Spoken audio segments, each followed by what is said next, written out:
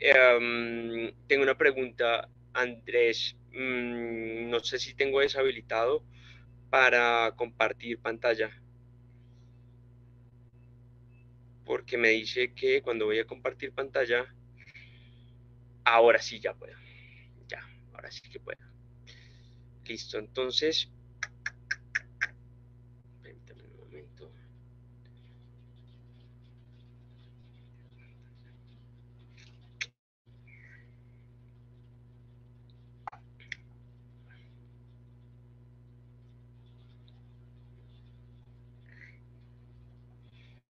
Me avisan por favor cuando se pueda ver.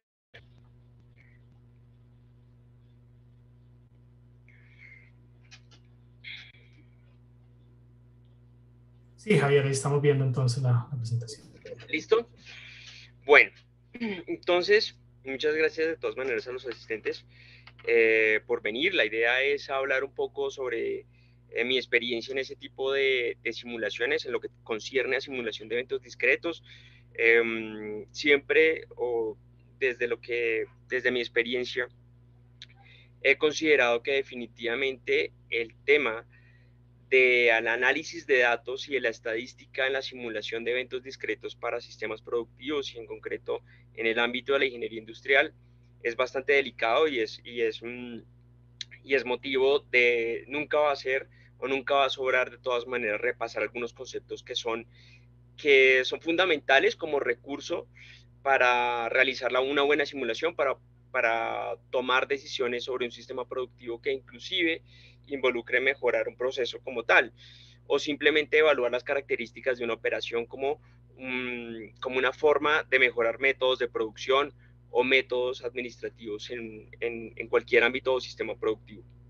Entonces simplemente yo por eso lo titulo errores comunes en su fase inicial de implementación, los errores que se suelen cometer en la simulación de eventos discretos, que no deja uno de estar o no queda nunca uno ajeno a, a otro tipo de simulaciones o a otros temas que involucran inclusive simulación continua y simplemente entonces entrar a mirar esas diferencias.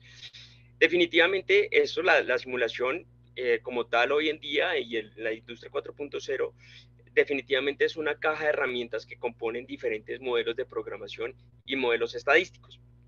De ahí que la estadística como recurso fundamental para tomar decisiones y mejorar procesos es la base fundamental para que una simulación de un evento discreto quede, valga la redundancia, bien simulada.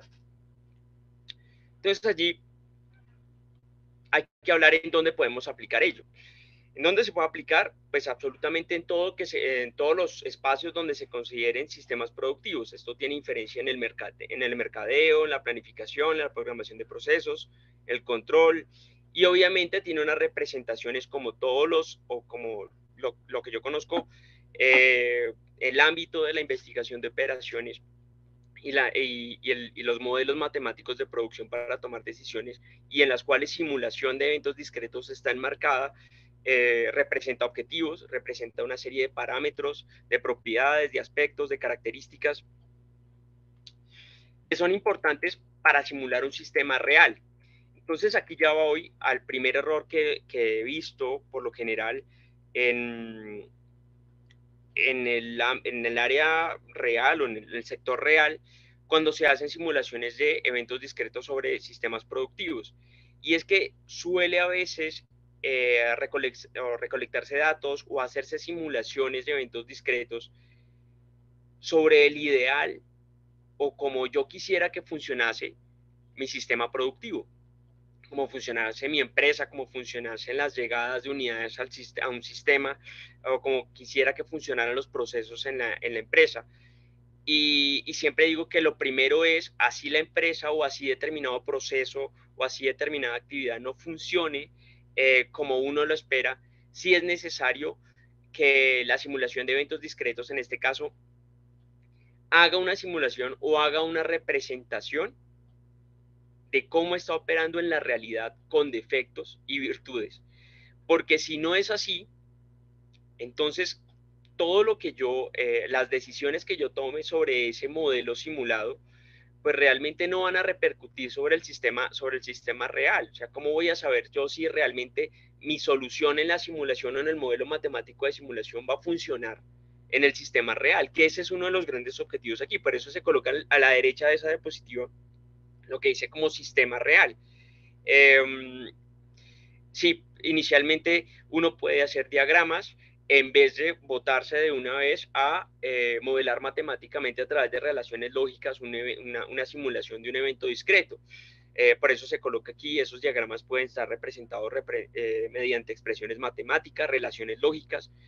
Y el punto que yo coloco aquí rojo, y es a lo que voy en esta presentación, es al análisis de datos de entrada, como la base para simular ese sistema real, entendiendo que cualquier sistema productivo realmente es un conjunto también de diferentes distribuciones de probabilidad, de eventos que necesitan ser simulados. Y en esa simulación, cuando uno habla en estadística de distribuciones de probabilidad, es inevitable tener que hablar de que las distribuciones de probabilidad ya son una simulación de una serie de eventos.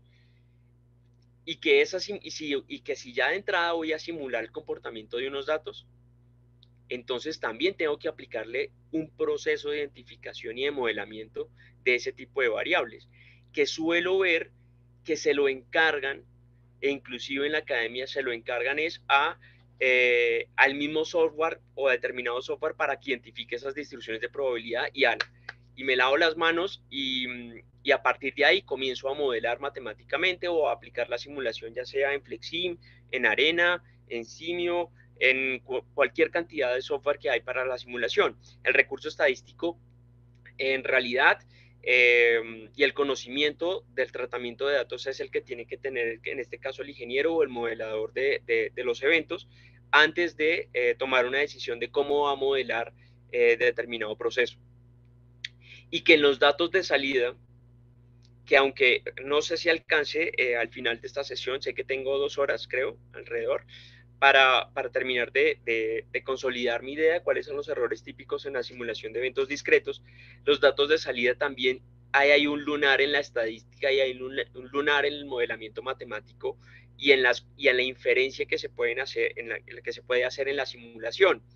Porque uno creería que como la idea de hacer simulaciones es hacer hoy en día en software demasiadas réplicas que me permitan a mí hacer muchas experimentaciones, extraer un cúmulo de datos en las cuales yo pueda sacar información, valga la redundancia, y de esa información yo lo que haga es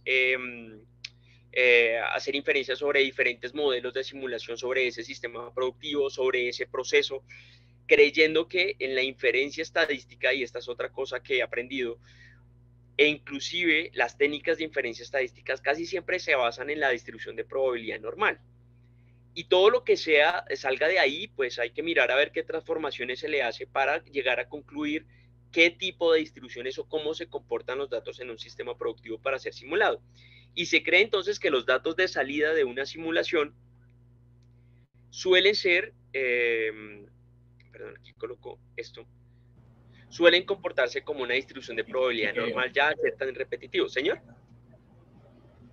¿Perdón? Ah, no, creo que se había activado por ahí el micrófono de alguien. Entonces, digo que es un lunar porque el hecho de que los eventos en una simulación sean repetitivos, los datos de salida no son típicamente o no se comportan, no es obligatorio que se comporte como una distribución de probabilidad normal para poder hacer inferencias sobre diferentes modelos.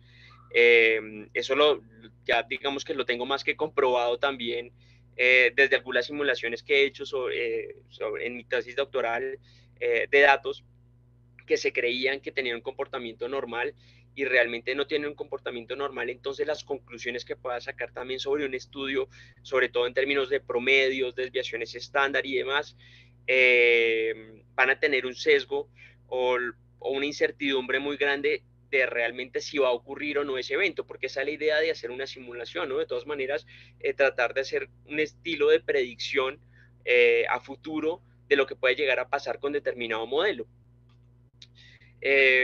Y ahí es donde voy al objetivo. El objetivo es sacar conclusiones sobre una población, sacar conclusiones sobre un sistema productivo. Y además de eso, esas conclusiones me tienen que llevar a tomar unas decisiones que también, por ende, me permiten estudiar a mis características operativas, analizar situaciones complejas, estudiar propiedades operativas. Y en rojo de nuevo resalto lo importante aquí, que es no tomar decisiones sobre el sistema real de momento, ¿sí? Porque al tomar, si yo logro simular, ahí voy a las primeras presentaciones de esta sesión, y es, si yo trato de simular el sistema real con sus defectos y con sus virtudes, toda decisión que yo tome o todo modelamiento que yo haga adicional en esa simulación va a tener, se supone, va a tener un impacto, se supone no, y es así, si queda bien, va a tener un impacto en el sistema real. Si alguna decisión que yo llegase a tomar, voy a soltar ejemplos al azar o un ejemplo simple, ¿qué pasa si yo dejo de operar determinada máquina? ¿O qué pasa si ralentizo determinado proceso? ¿Cómo se comportan las unidades o el número de unidades producidas en una jornada laboral? ¿Afectan algo o definitivamente ese factor no es determinante en el número de unidades producidas en un día en determinado sistema productivo? ¿Afecta o no afecta? La idea de la simulación es ese, de la simulación de eventos discretos es por lo menos eso, tomar decisiones, no tomar decisiones sobre el sistema real, porque si tomo decisiones erradas sobre un sistema real, pues voy a generar pérdidas económicas. Aquí la idea es por lo menos no generarlas y hacerlas desde el mismo modelo. Y que obviamente la simulación en el ámbito de la investigación de operaciones se da cuando es demasiado complejo crear un modelo matemático exacto de optimización, ya sea para maximizar los objetivos o para minimizar pérdidas o para minimizar costos de producción.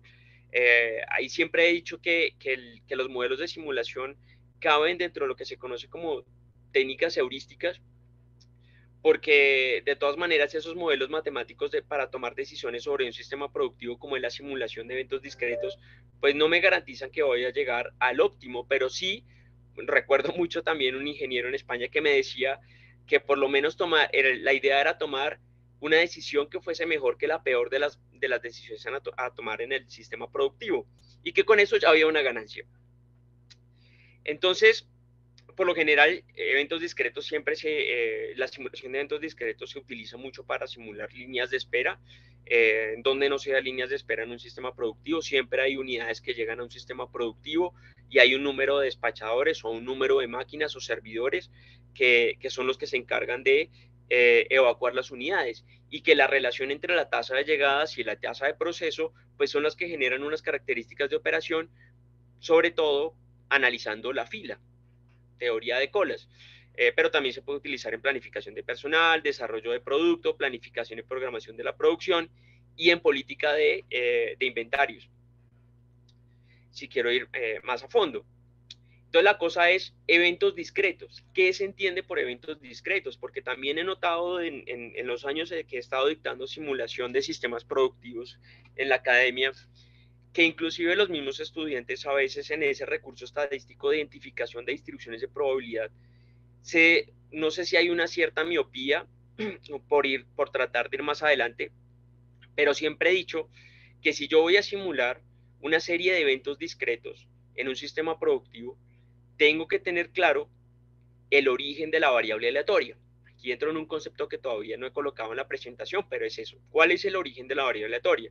Y los software de identificación de distribuciones de probabilidad no saben cuál es el origen. El que lo sabe soy yo, como ser humano, como analizador del proceso, como ingeniero, en este caso, bueno, yo industrial, es el que tiene que saber cuál es el origen de la variable aleatoria. El origen me refiero ¿el origen es discreto o es continuo? Y aquí entonces siempre hago la pregunta, ¿cómo se entiende una variable aleatoria discreta? ¿Cómo se entiende una variable aleatoria continua? El software no lo sabe. Yo simplemente le ingreso los valores y él se encarga de ajustar a esos valores o esos experimentos a unas distribuciones para que yo me encargue después de simular los eventos discretos. Llámese tiempos entre arribos o llámese tasas de procesos, eh, etcétera. O número de unidades producidas. Uy, perdón, me fui para atrás. Entonces, simplemente el esquema típico que se encuentra en literatura, siempre hay una llegada de unidades, es la discreción.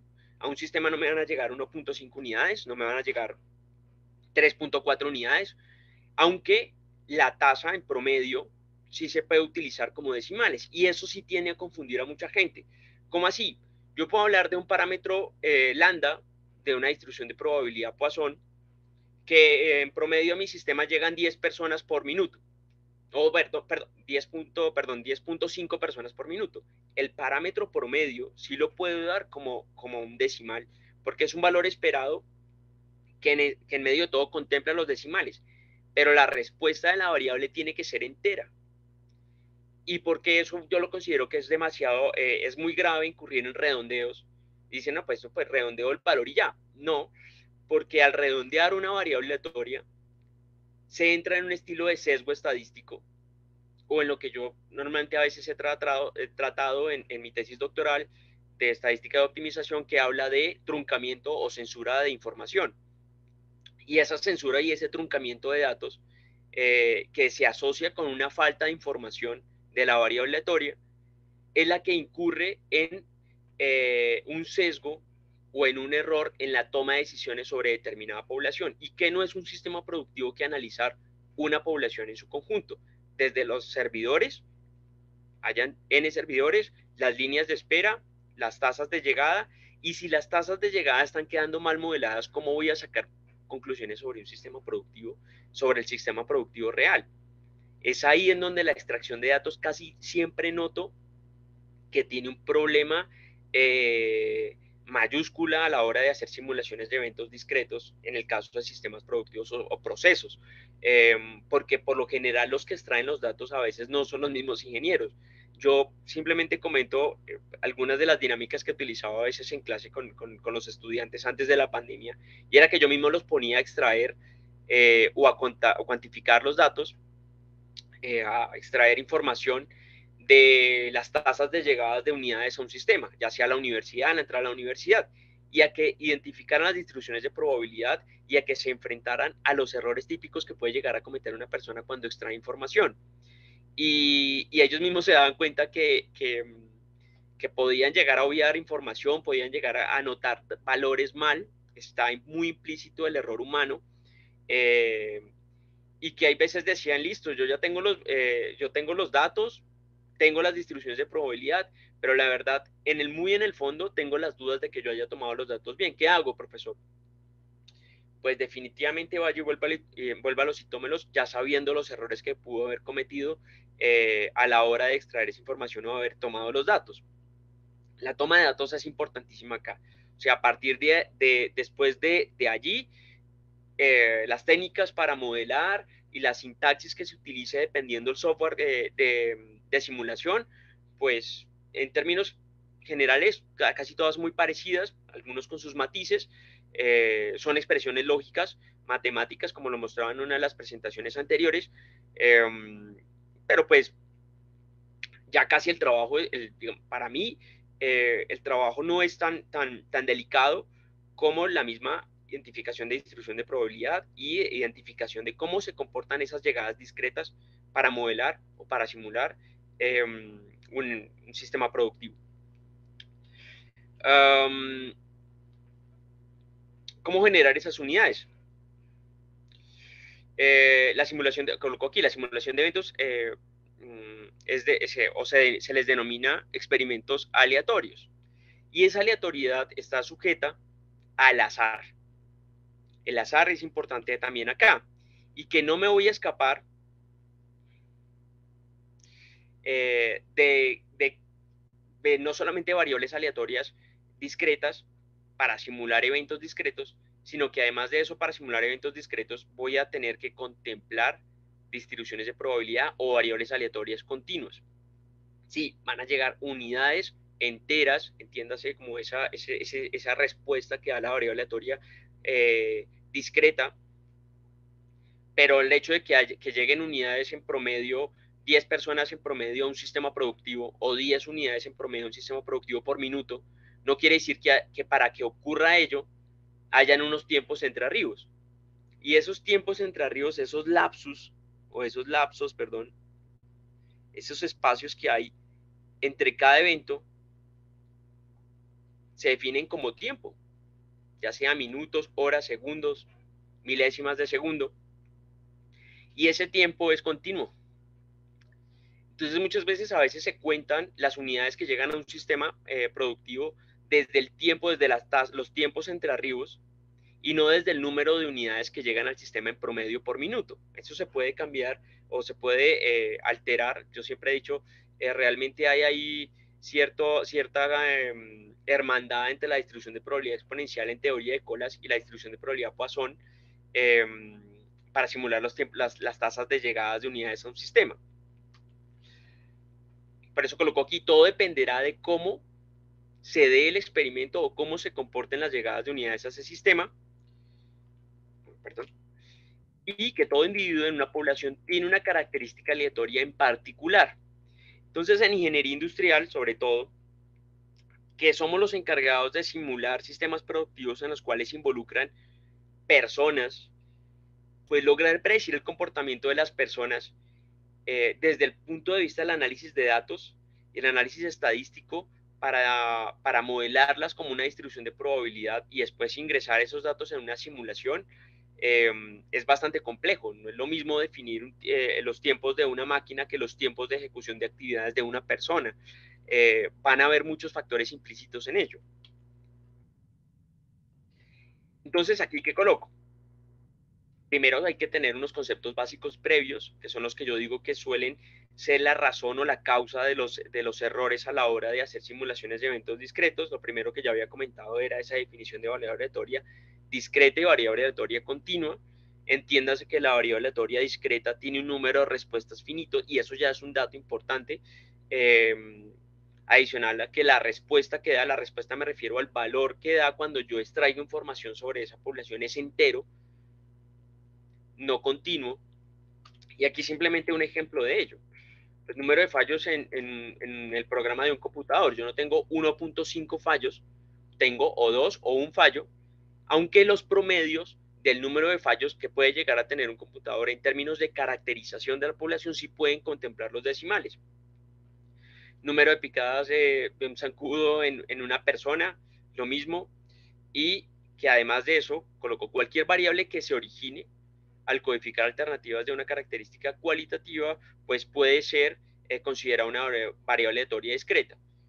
Sexo o género, partido votado, partido político, etcétera. Esas características cualitativas también les da un orden de variable aleatoria discreta y por ende no tendría por qué utilizar otras distribuciones de probabilidad que se suelen utilizar para simular el comportamiento de poblaciones o experimentos cuya característica sea continua, o sea, que permitan los decimales. Entonces aquí uno dice, uy, pero ¿cuáles son las distribuciones de probabilidad que se utilizan normalmente para simular eventos discretos? Bueno, la Poisson es una de ellas, la binomial, la Bernoulli se suele utilizar para ello, hay algunas versiones de la uniforme también discretas, lo que se conoce como distribución de probabilidad empírica, bueno, en la literatura yo lo conozco simplemente como una tabla de frecuencias y ya, y al tener un número de respuesta finito, pues también eso influye mucho, y lo he visto así, que las distribuciones de probabilidad que se utilizan para simular esos eventos discretos son obviamente mucho menores que las que se utilizan o el número de distribuciones de probabilidad que se utilizan para simular eventos continuos y que estaría muy mal en utilizar una de esas distribuciones para simular un evento discreto con una distribución de probabilidad continua. Ya pues les he comentado exacto las características típicas de una distribución de probabilidad continua, pues que normalmente están medidas o permiten respuestas de decimales, no necesariamente enteros, permiten fracciones, estaturas, pesos, rendimientos, tiempos, resistencias, etcétera. Eso es importante también porque es la información que yo quiero extraer sobre una población y caracterizarla. Y si las caracterizo mal, vuelvo y repito, desde una mala identificación de distribuciones de probabilidad, un mal encasille de mi variable aleatoria en esos dos grandes grupos que son o variables aleatorias continuas o variables aleatorias discretas. No me puedo escapar de esos dos conceptos. Es imposible, porque si no, voy a cometer errores a la hora de extraer conclusiones sobre ese sistema productivo. Eso es lo delicado, de nuevo digo, de la simulación de eventos discretos.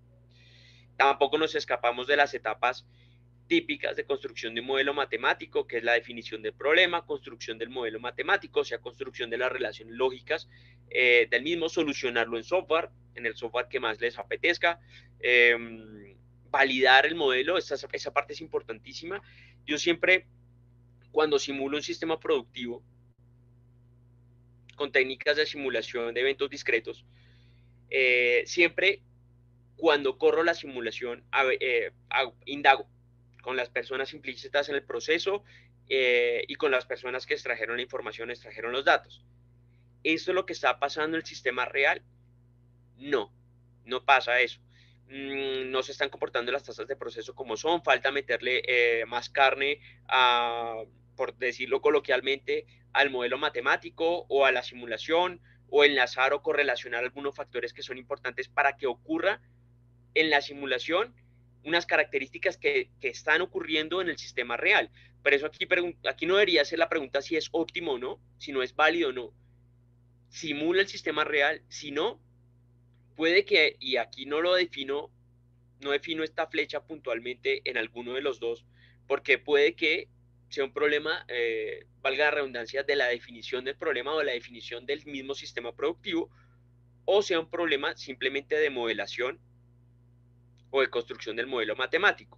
Eh, Recuerdo mucho que inclusive normalmente la distribución de probabilidad Poisson, voy a ver si me lo permito escribir acá con el mouse sin que genere demasiado, sin que pues, me quede demasiado chambón. El parámetro lambda de una distribución de probabilidad Poisson define un promedio de unidades por periodo o por intervalo dado. Y esta distribución también tiene un parámetro mu. La vaina es que ese parámetro mu también, bueno, tiene su relación con la distribución de probabilidad exponencial, que también combina estos dos parámetros en la definición del modelo matemático para esos tipos de experimentos o para ese tipo de comportamientos de datos. Y, y hay algunos software de simulación que no le dejan claro a uno cuál es el parámetro, cuál de esos dos parámetros quiere ingresar. Hay algunos que le llaman parámetro de forma, otros le dicen promedio, pero es que lambda y mu en una distribución de probabilidad Poisson también son promedio, o sea, las dos son promedios. Entonces siempre hay que estar verificando y validando que por lo menos la tasa de unidades que llegan a un sistema se comporten como el sistema real, porque hay veces no queda tan claro en el lenguaje o en la sintaxis de los software cuál es el parámetro que realmente quiere que ingrese para simular el comportamiento de unos datos en un sistema productivo y así poder hacer la simulación de eventos discretos. Entonces, bueno, después de eso, si definitivamente se comporta como es, aparte de la explotación del modelo, como las etapas típicas de construcción de modelo matemático, realmente es comenzar a experimentar, comenzar a tomar decisiones, comenzar a estudiar características operativas, el evaluar en el experimentar, obviamente, qué pasa si hago esto, qué pasa si no hago lo otro, sobre el sistema simulado y no sobre el sistema real. Cuando haya una solución que a mí me parezca, ahí sí se puede pasar a la fase de implementación en el sistema real de mis actividades, de mis operaciones o de las soluciones que yo haya dado sobre ese sistema productivo en el sistema real.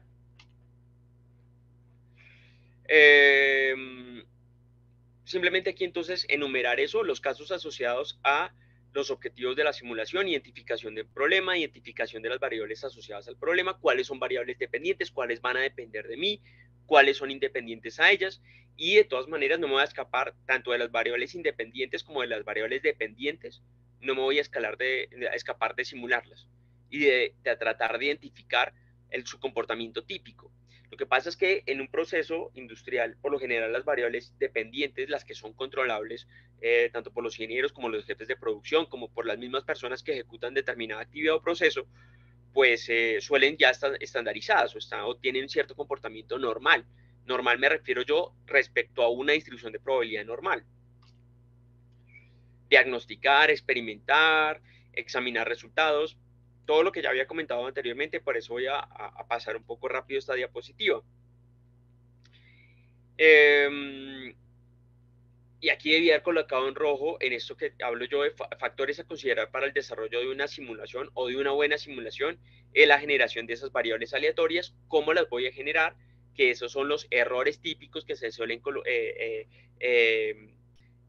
cometer en la fase inicial de implementación de una simulación de eventos discretos. Después habrá un lenguaje de programación que está amarrado a esas descripciones de términos lógicos, matemáticos, de las variables, de las características de flujo, y que eso va a depender mucho de la sintaxis de determinado tipo de software. Entonces, como factores, bueno, más factores a considerar. Estado de un sistema en condiciones normales, cómo se comporta ese sistema en condiciones normales, el sistema real. El número de réplicas también es otra cosa que me suelen preguntar muchas personas que a veces acuden a mí a algún consejo sobre el número o el tamaño de la muestra que tienen que contemplar para hacer una buena experimentación. Desde el concepto de algoritmo y de experimentación hoy en día en las industrias 4.0, entre más datos y casi prácticamente gracias a los sistemas de información se cuenta casi con el 100% de la información sobre un sistema productivo, en los más modernos, bueno, los que han implementado o que han sabido sacar el jugo a los sistemas de información, que eso vendría siendo otro tema. Número de réplicas tantas cuanto sea posible. Yo siempre digo que en la simulación de eventos discretos y en la simulación, o ya sea en la simulación de un sistema productivo, la ventaja de hacer de simulaciones en software es que yo puedo poner random por tantas veces el computador a que ejecute o que extraiga la mayor cantidad de réplicas para poder tener parámetros, por ejemplo, como promedio de unidades producidas o tasa promedio de ocio de los servidores o de los trabajadores, o número promedio de unidades que están en la línea de espera o que están en el almacén, para evaluar los costos de almacenamiento.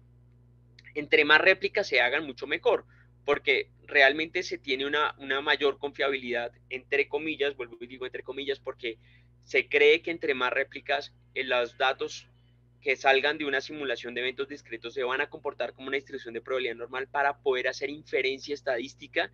Y ya les digo yo que desde mi experiencia eso no está tan claro. Es un lunar que tiene, en este caso, la inferencia de sobrepoblaciones aparentemente normales, producto de muchas simulaciones de datos, muchas réplicas de sistemas productivos o de distribuciones de probabilidad.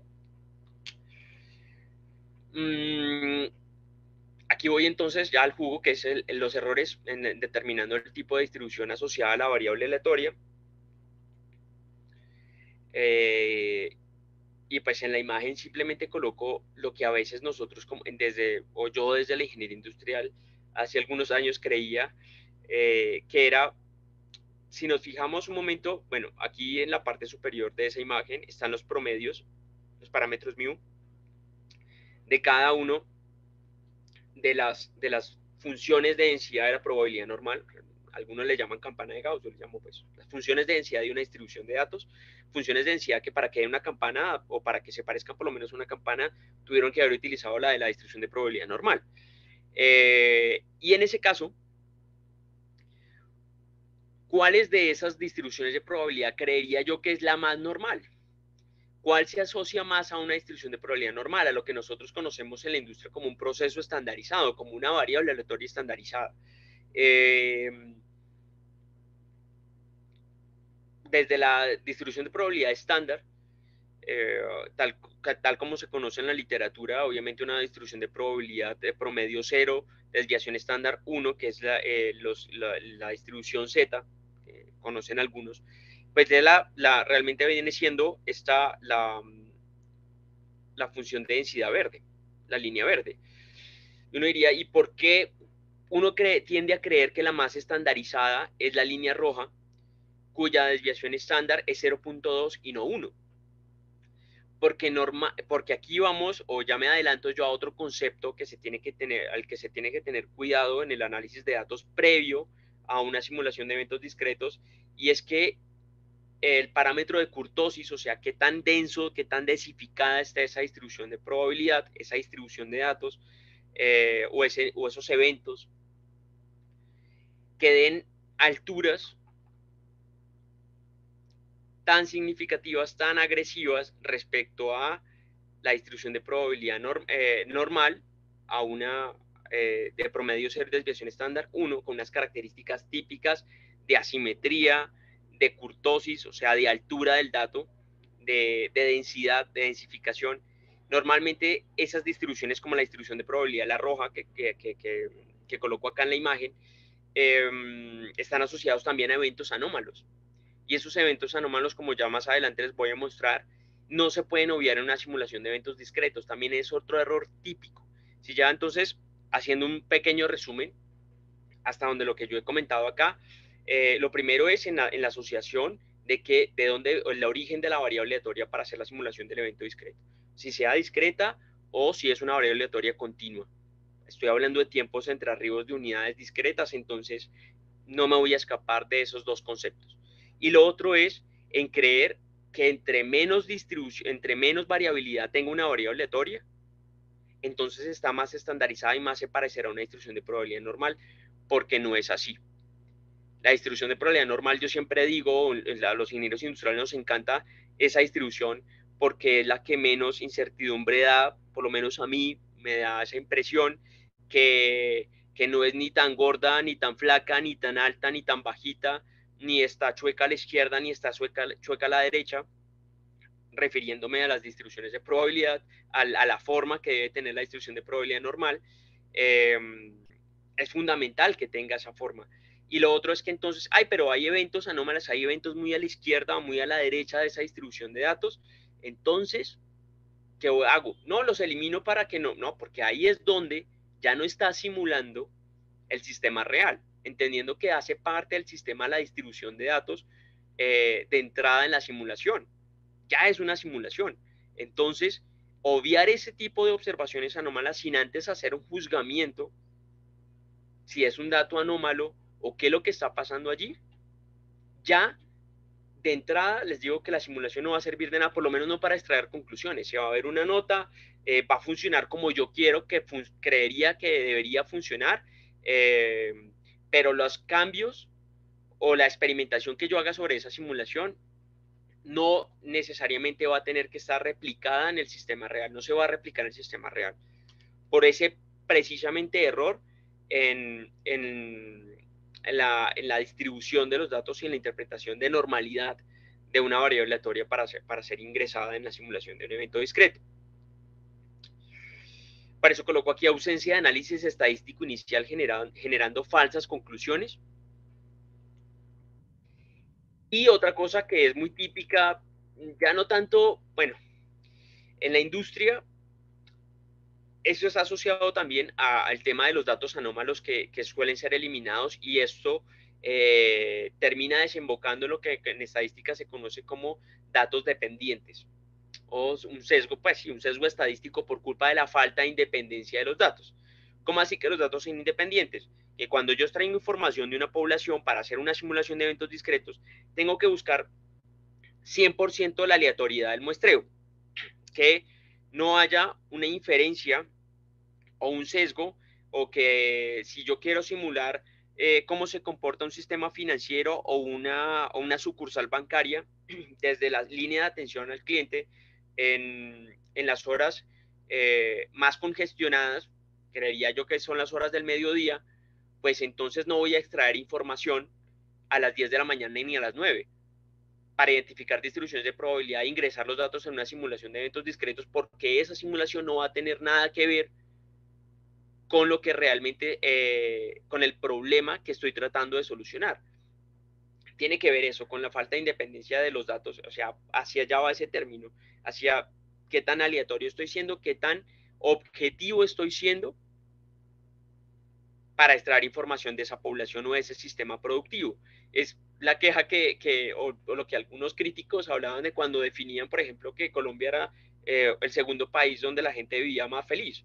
Entonces siempre todos decían, yo siempre pongo ese ejemplo y digo, una independencia de los datos es, no sé si los cogí todos borrachos en Andrés Carne de Res a las 2 de la mañana y les pregunté qué tan felices eran y todos me decían que eran muy felices. Y yo sobre eso después hago inferencia estadística y llego a esas conclusiones. Tendría que ser lo más aleatorio posible para llegar, de verdad llegar a tomar o hacer inferencias sobre esa población, de verdad si es feliz o no. Simplemente como por colocar un ejemplo de eso, de lo que se conoce como falta de independencia de los datos por un mal muestreo. Siempre va a estar entre ojos ese tipo de deducciones sobre una población, de conclusiones.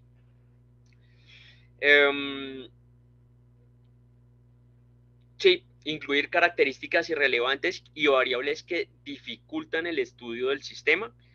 Esta es, digamos que una característica cultural en nosotros. Somos la simulación de eventos discretos al tener demasiadas relaciones lógicas exigen cierto orden.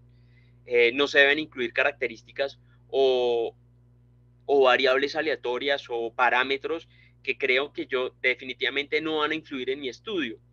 Siempre coloco esa imagen como una imagen típica en las calles pues, más populares de Colombia, que es, bueno, y de Latinoamérica, que yo no entiendo cómo le meten mano, además por una razón. Si yo necesito hacer algún ajuste al modelo matemático, al modelo de simulación, si tiene demasiadas características irrelevantes, si a lo mejor hay en esa imagen hay más de un cable o más de una conexión que a lo mejor ya ni funciona, que lo único que están haciendo es nublarme la cabeza y esto va a dar paso a que aumente la probabilidad de fallos en la simulación del evento. Entonces, aquí ya viene algo que en lo que podríamos utilizar, lo que decía Andrés, que es un archivo que yo les compartí o que se les comparte de Excel, en donde hay una serie de distribuciones de probabilidad, una serie de variables aleatorias bueno, no distribuciones de probabilidad, variables aleatorias.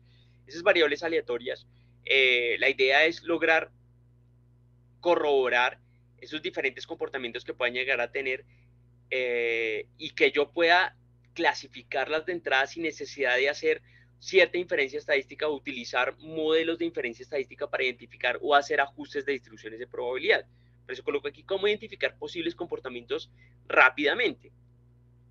No sé si algunos lo conozcan, yo utilizo mucho lo que se conoce como el papel probabilístico normal o gráfico de Daniel para hacer mis primeras conjeturas sobre los posibles comportamientos que va a tener una distribución de probabilidad o un conjunto de datos, los comportamientos que va a tener un conjunto de datos, y así después, cuando haga el ajuste estadístico para hacer la simulación, sea yo quien tome la decisión realmente a qué distribución corresponden esos datos y no el software. ¿Sí? Colocando aquí, bueno, definiendo la variable aleatoria, esa es una descripción numérica del resultado de un ensayo y que como herramienta práctica para ese análisis inicial de distribuciones de probabilidad, como datos de entrada en la simulación,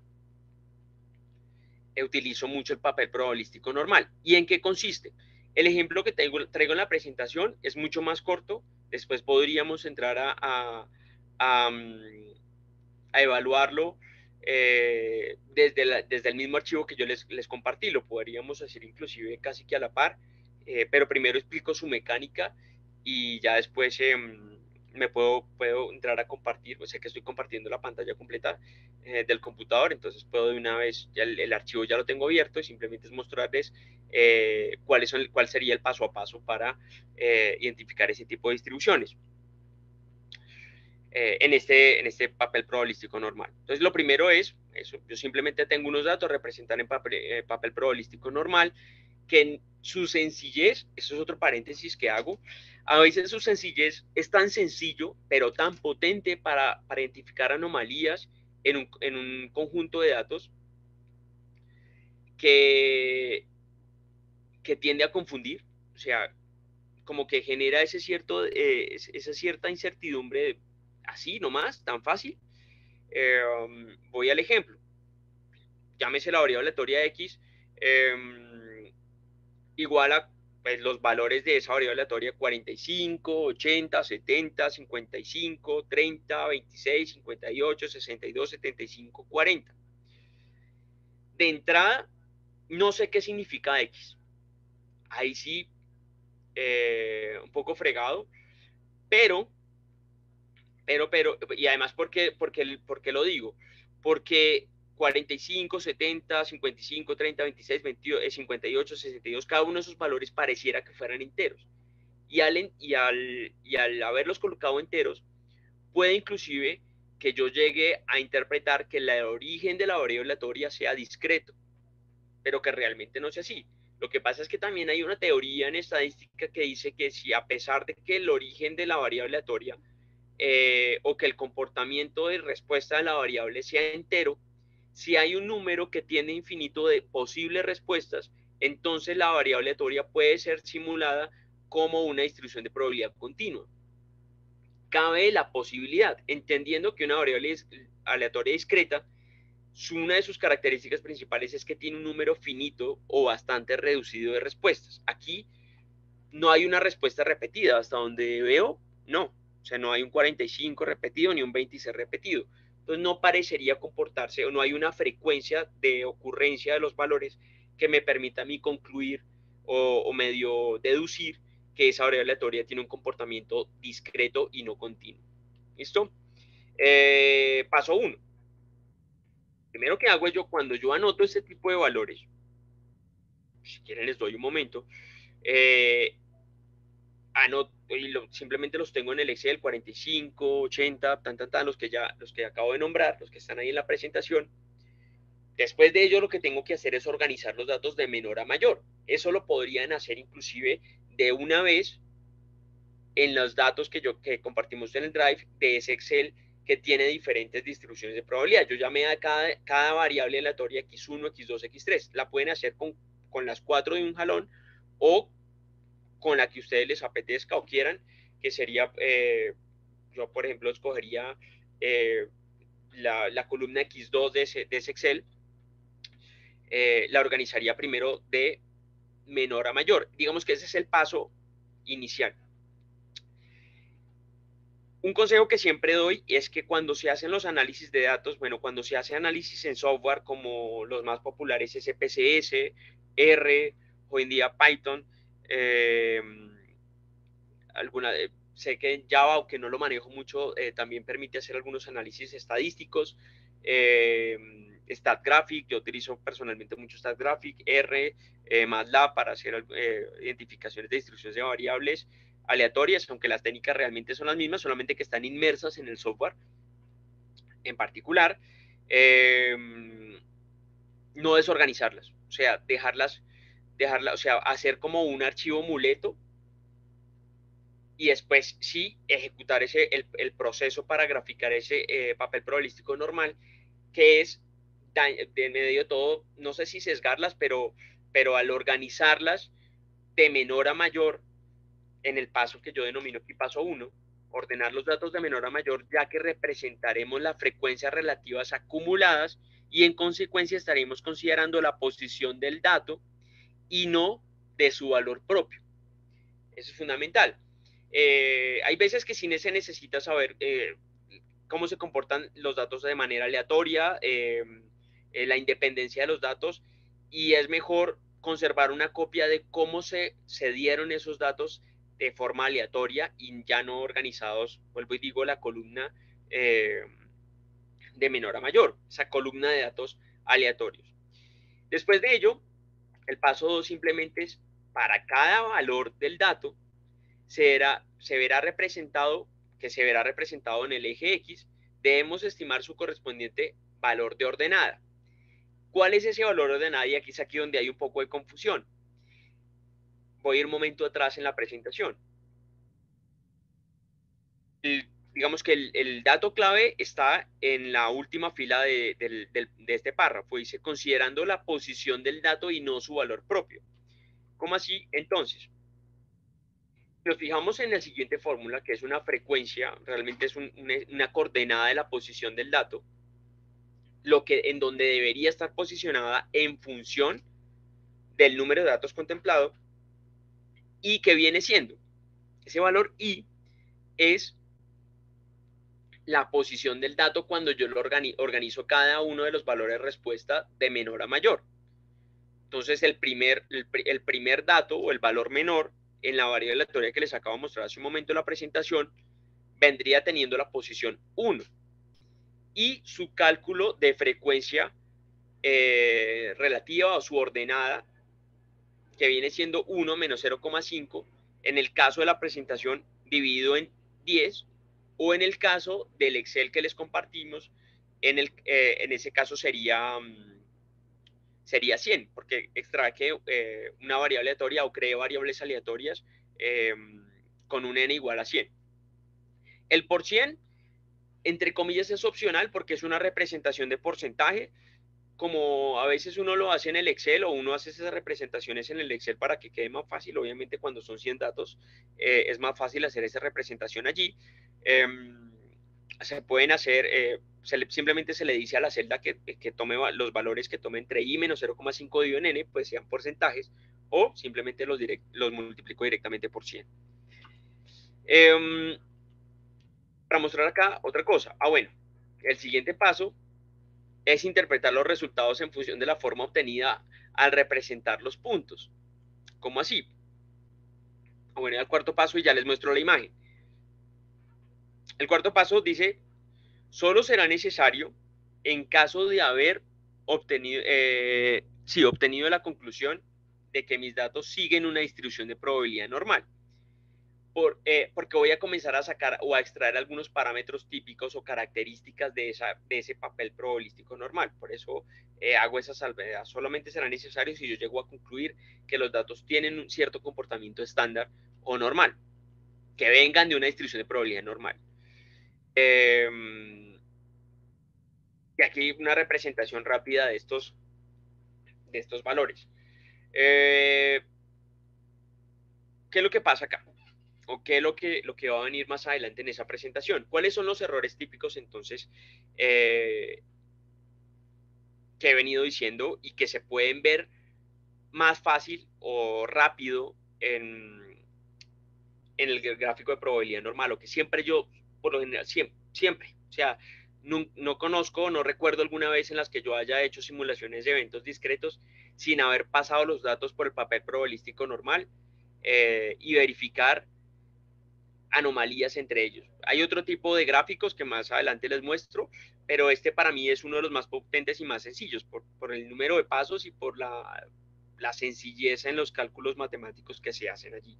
Y además porque están representados en un plano cartesiano. Se supone que si los datos son normales o vienen de una distribución de probabilidad normal, deberían los datos tener cierto comportamiento lineal. No lineal exacto, porque la línea negra que ven en la gráfica simplemente es una línea de tendencia. Lo que yo sí revisaría es que por lo menos haya cierta linealidad y aleatoriedad, que no hayan comportamientos muy definidos en los datos, digamos que en el trasegar de los datos en esta gráfica.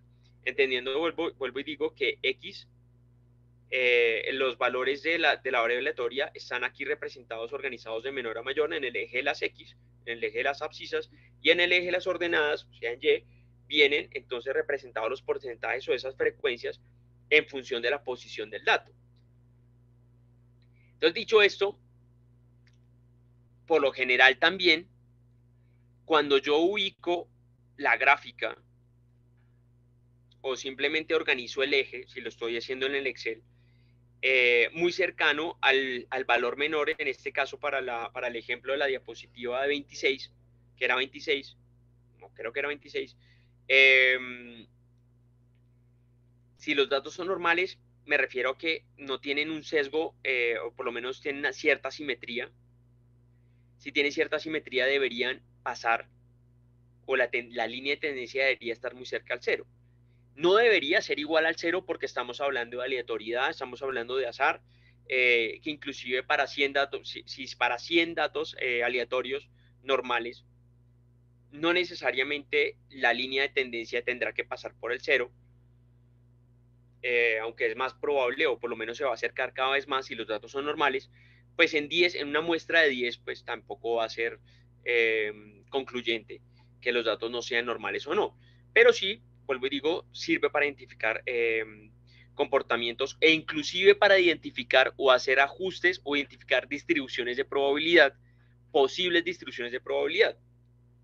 Entendiendo que, aquí me va a permitir rayar la diapositiva, yo hay unas distribuciones de probabilidad para hacer simulaciones de eventos que considero distribuciones de probabilidad las mamás de todas. O sea, desde la distribución de probabilidad uniforme, la normal y la exponencial. E inclusive la logarítmica. Perdón, solamente escribo las iniciales. Y que dentro de esas 4 que yo considero las mamás, pues ahí comienzan a ver sus variaciones y sus diferentes exponentes de modelos matemáticos para simular el comportamiento de esos eventos discretos o de esos eventos que se están dando en determinada población.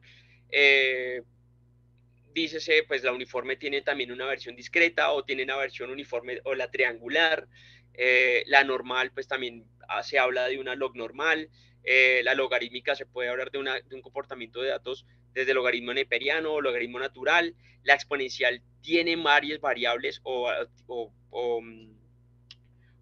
se desprenden diferentes teorías o modelos matemáticos de simulación de datos, como puede ser la Weibull, como puede ser la beta, la gamma, y un montón que para gustos colores. La vaina es que cuando yo ingreso los datos para hacer la simulación en el StarFit o en el identificador de distribuciones de probabilidad o ajuste de datos de determinado software para hacer simulaciones, él me puede decir, no, sus datos se comportan como una gama 4 parámetros, de parámetro alfa igual a 0.5, de parámetro beta igual a punto no sé qué, y el parámetro A y el parámetro B o C o lo que tenga, cuantos parámetros hayan, me bota todas esas características de esa distribución de probabilidad y puede que a veces yo ni las maneje. Pero yo le creo a ciegas al software y así mismo ingreso los datos y las simulo sin hacer ese previo análisis estadístico de lo que tanto he estado hablando a lo largo de esta sesión. Y puede inclusive que se me estén yendo errores en el tratamiento de los datos, en el tratamiento previo. No se trata de eliminar observaciones anómalas, porque yo en este mismo gráfico, como lo voy a mostrar más adelante, puede que haya una observación que se aleje mucho digamos que de la tendencia general de los datos. Y hay algunos que dicen, lo he visto, que tratan de modelar su proceso para hacer mejoras y dicen, no, yo vi un dato ahí raro y yo lo eliminé porque ese dato me está sesgando, me está interrumpiendo eh, la simulación o por lo menos en la identificación de la distribución de probabilidad. Y yo le digo, pero usted indagó sobre por qué se dan esos datos, los outliers, o en términos un poco gringos o anglosajones, o los datos, las observaciones anómalas, son las que más me brindan información en un sistema productivo. Por lo menos de los problemas que se pueden estar generando. No se debería eliminar ningún dato hasta no estar 100% seguro de dónde salió. E inclusive si la simulación es para mejorar un proceso o para mitigar problemas, desde el análisis previo de los datos de entrada para la simulación, identificar esas anomalías, ya, ya ahí, ya estoy inclusive solucionando, puedo estar solucionando un problema que me puede estar evitando inclusive irme al modelamiento matemático del sistema productivo. ¿Sí? Entonces por eso es tan importante. Una vez eso, por eso el paso 4 que decía, si llego a concluir que los datos tienen cierto comportamiento normal, o sea, si tienen cierto comportamiento lineal en ese papel probabilístico, entonces hay unas características típicas de promedio. Se dice que por lo general, en unos datos normales, el promedio será igual a la mediana o parecido a la mediana, porque vuelvo y repito, estamos hablando de aleatoriedad. Entonces, si yo ubico la mediana, entendiendo que son las posiciones de los datos en el eje de las ordenadas, el 50% de los datos estará ubicado. Si simplemente hago una extrapolación en ese gráfico, pues más o menos de entrada puedo también concluir cuál es el promedio general de los datos. A simple vista. O inclusive puedo hacer un cálculo de la desviación estándar o verificar cuál sería su posible desviación típica o su variación teniendo en cuenta que se supone que en 3 desviaciones estándar, por ejemplo, está aproximadamente el 99.9% de los datos en una distribución de probabilidad normal, que en 2 desviaciones estándar está el 95%, y que en una desviación, en una varianza, está aproximadamente el 68% de los datos de una distribución de probabilidad normal. Entonces yo puedo hacer una extrapolación aquí en donde estaría el 60% de la información, dividirla en dos, y más o menos allí calcularía, por decirlo coloquialmente, abuelo de pájaro, podría estar concluyendo inclusive cuál es la variación a la desviación estándar de un conjunto de datos. Hoy en día la electrónica y el avance de la computación, pues este tipo de técnicas pragmáticas para identificar ese tipo de características de una población, de una variable aleatoria, pues ya quedan obsoletas. ¿Qué es lo que, para cuál yo realmente la utilizo? No tanto para calcular promedios y desviaciones estándar, sino para eso, identificar outliers, datos anómalos, datos que se salgan demasiado de las tendencias. ¿Qué significa ese dato? ¿Por qué se dio ahí? Yo extraje la información. ¿Qué dato fue ese? No sé, yo no extraje la información, me toca ir y entrevistar a la persona que extrajo la información para hacer la simulación y preguntarle si es que fue que se le fue mal el dedo a la hora de pasarlo, o si definitivamente ahí ocurrió un evento que es significativo para la simulación de mi sistema productivo y que por ende no deba ser eliminado, sino al contrario, ese dato puede ser el que esté interrumpiendo, el que esté generando anomalías en la línea de espera, el que esté generando cuellos de botella, el que esté interrumpiendo prácticamente el proceso. Eso sería primero para lo que lo utilizo. Segundo, porque las asimetrías que da o las tendencias que dan los datos en el papel probabilístico normal me permiten saber si los datos son exponenciales, por ejemplo, o si vienen de distribuciones de probabilidad parecidas a la exponencial o que se desprendan de la exponencial, como les explicaba hace un momento. Está claro que, por ejemplo, eso es aquí en la imagen está mucho más claro. ¿Qué hago con esas observaciones que se alejan de la tendencia? Porque parecería que estos datos de la izquierda o ese grupo de datos en el papel probabilístico normal se comportan como una distribución de probabilidad normal. ¿Será que hay mezcla de poblaciones o esos datos definitivamente son típicos de mi proceso o de la actividad que se ejecuta dentro del sistema productivo? ¿Sí? Dentro de esas fases. ¿Es típico o no? Lo explico de manera un poco más coloquial o cristiana. Yo siempre digo, bueno, si voy a caracterizar a una población para hacer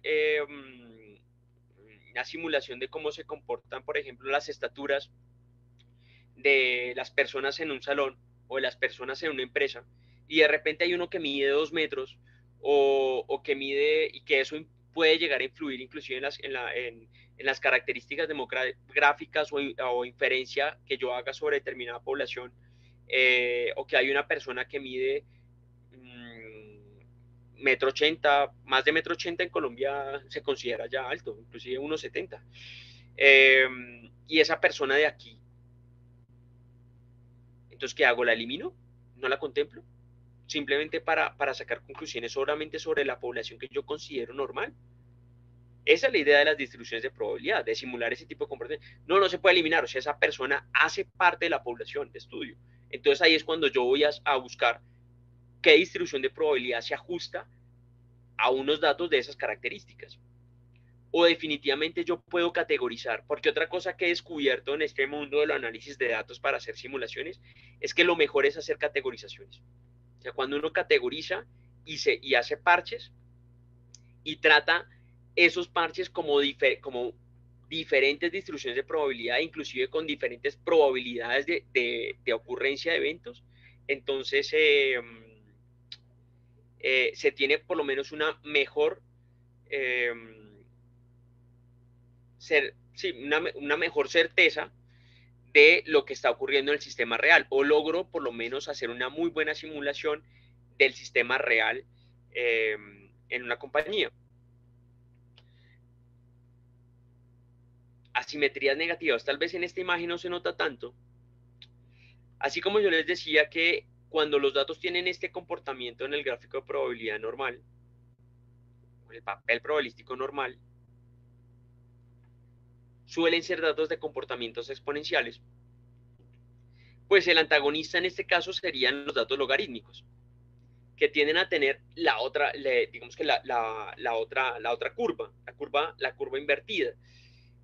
Casi siempre eso. Entonces, cuando yo utilizo las pruebas de onda de ajuste para hacer, para definir definitivamente los parámetros y el modelo matemático que se ajusta bien para hacer mi simulación, definitivamente me inclino más porque ya van a ver que hay software que le botan a uno todo un ramillete de opciones y uno es el que decide. Definitivamente yo me inclino por las que tienen comportamientos o algunas distribuciones que yo sé que tienen comportamientos logarítmicos. Si eso es definitivamente lo que está ocurriendo. Por ejemplo, el sonido, por lo general no, es así. Eh, Su origen o su comportamiento no es tan escalar, sino tiene un comportamiento logarítmico. Después en matemáticas se podría ir uno a fondo a hablar de que esa distribución de probabilidad necesita o que esos datos necesitan aplicárseles transformaciones para normalizarlas, pero eso, bueno, eso ya sería otro tema, y que siempre y cuando yo pueda modelar los datos de entrada o ajustarlos a una distribución de probabilidad en concreto, estando 100% seguro de que del origen de la variable aleatoria coincide o tiene relación significativa con ese tipo de distribución de probabilidad. Esta también es otra típica. Mezcla de poblaciones. De hecho, una de las variables aleatorias que yo les compartí en el Excel es una mezcla de poblaciones. Lo que pasa es que no está tan claro como acá, porque aquí, en ese gráfico de probabilidad normal o papel probabilístico normal, lo potente es eso, que al haber tantas diferencias entre las dimensiones de los datos, en el gráfico se pueden evidenciar que hay dos parches o dos grupos de población que tienen características demográficas o características o determinada característica diferente, ¿sí? A la que yo creería que estarían todos unificados. Y por ende, yo inclusive, ¿qué hago?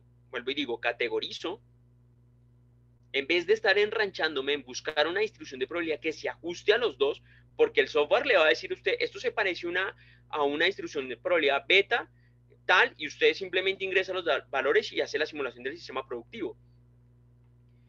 Pero puede que esa distribución de probabilidad no se haya ajustado 100% al comportamiento de los datos, por lo que acabo de mostrar acá, que es que hay dos poblaciones mezcladas en una sola variable aleatoria y que categorizándolas, como el caso puede ser hombres, mujeres,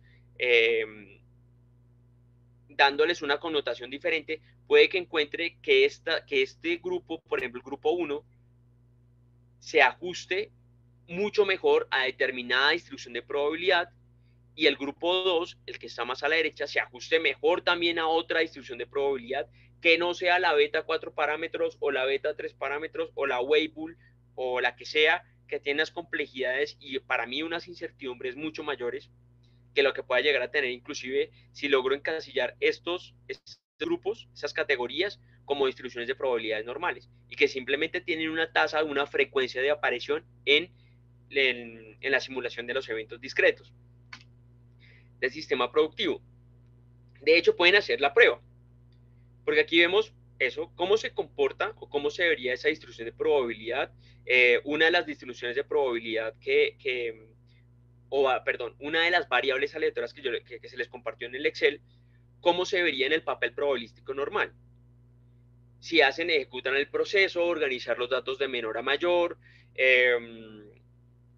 calcular las frecuencias y menos 0,5 dividido en el número total de datos, o sea, 100, en este caso para el Excel que se les compartió, se grafica X y Y en X los valores observados de la variable aleatoria y en Y las frecuencias relativas calculadas.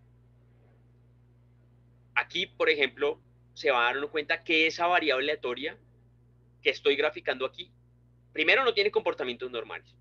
Y segundo, esos grupos que se están generando aquí, tan estáticos, perdón, con el mouse que es un poquito me está temblando la mano, bueno, aquí solamente hay un dato como tal que se aleja demasiado, yo ya de entrada puedo decir que yo ya puedo categorizar esa variable aleatoria. Y que además el número de respuestas es finito. Si puedo categorizarla, el número de respuestas de esa variable aleatoria se está viendo que es finito porque solamente tendría 1, 2, 3, 4 y 5 valores de respuesta que se repiten constantemente o se tienen una frecuencia y que además de eso son enteros, pues es una variable aleatoria discreta.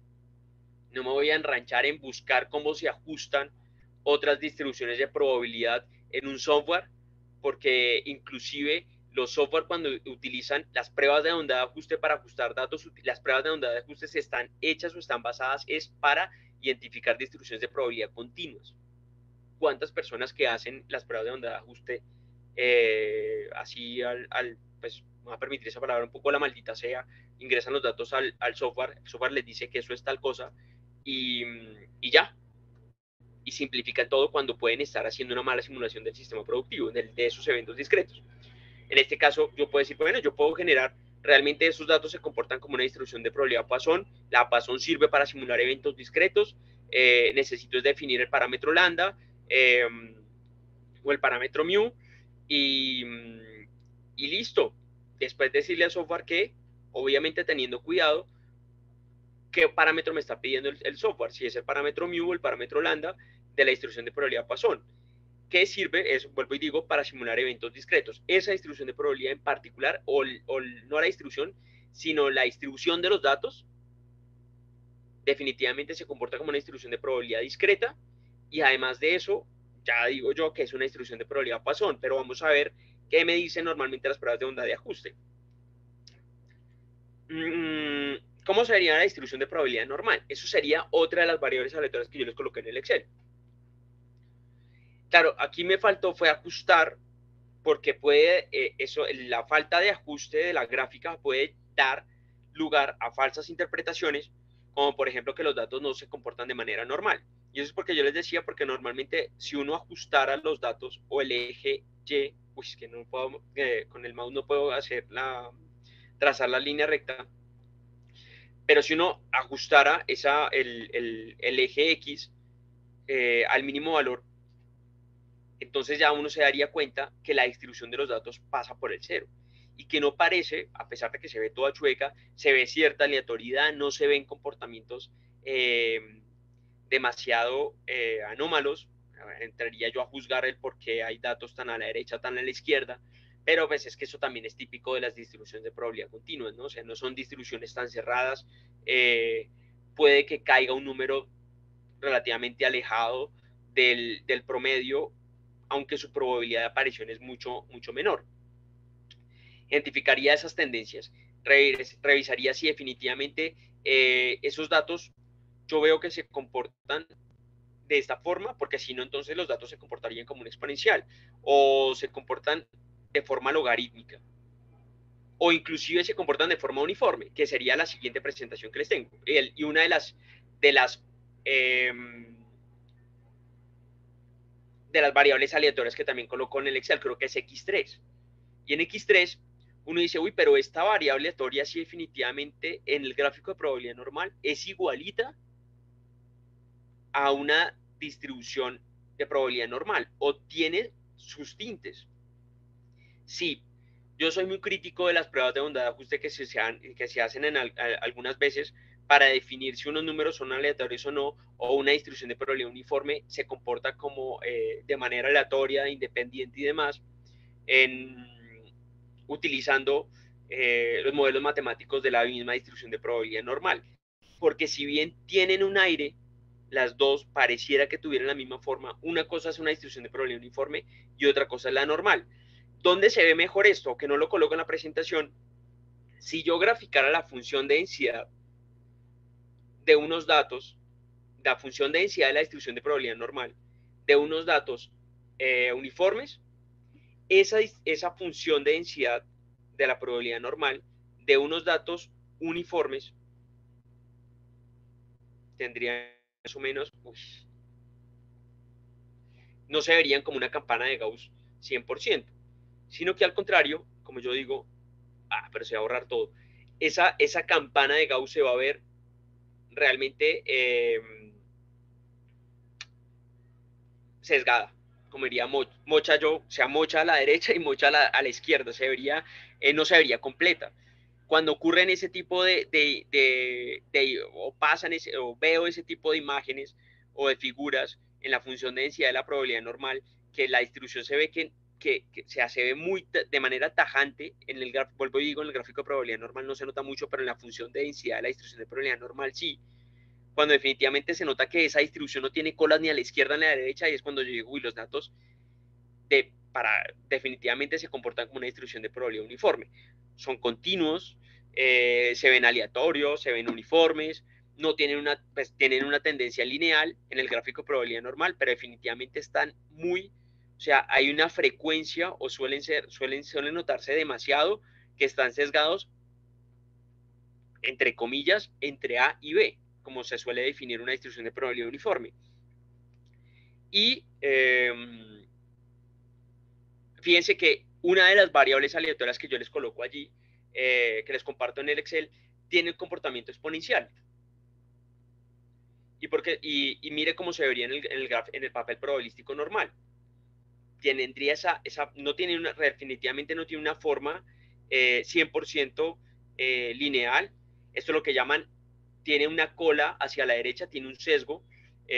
Obviamente su coeficiente de asimetría va a ser positivo, porque tiene valores muy a la derecha de él, y estaría muy mal, tal vez en la imagen pasada cuando yo les mostraba el tipo de asimetrías positivas en un gráfico de probabilidad normal, si veo uno o veo dos datos, pues los voy a eliminar, pero en este caso, si yo grafico una línea de tendencia, van a haber muchos datos o muchas observaciones o muchos individuos que se alejan del supuesto comportamiento normal.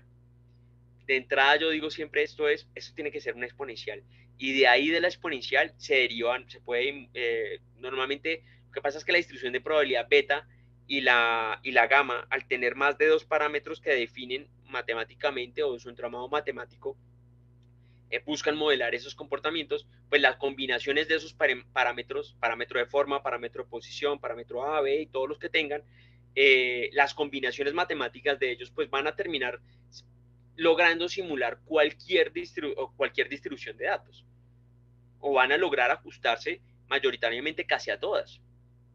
Pero la idea siempre es buscar el pragmatismo de las distribuciones madre, que yo llamo las distribuciones que son digamos que las más típicas en las simulaciones de eventos discretos, salvo que definitivamente me quiera ir a una complejidad mayor. Yo en esto trato de ser lo más pragmático posible y utilizar distribuciones inclusive que sean entendibles por cualquier persona que vaya a analizar el proceso.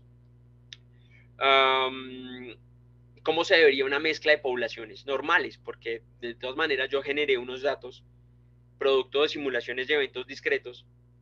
Si me alcanza el tiempo les puedo mostrar, simplemente con una distribución, con una tabla de frecuencias, asignar, por ejemplo, tipos de distribuciones y condensarlas todas en una variable aleatoria para revisar qué es lo que pasa y cuáles serían los resultados de unas pruebas de bondad y ajuste. Aquí no se ve tan claro como les mostraba en la otra presentación, que se veían dos grupos claramente definidos en esa mezcla de poblaciones. Aquí de entrada les digo que hay tres grupos grandes, y tal vez entre más datos hayan, las tendencias dejan de ser, o la descripción de esa población, que ya digo yo está mezclada, o sea, son diferentes distribuciones de probabilidad o variables aleatorias que están condensadas en una sola, difícil de identificar esos grupos. Es un poco más complicado. De hecho,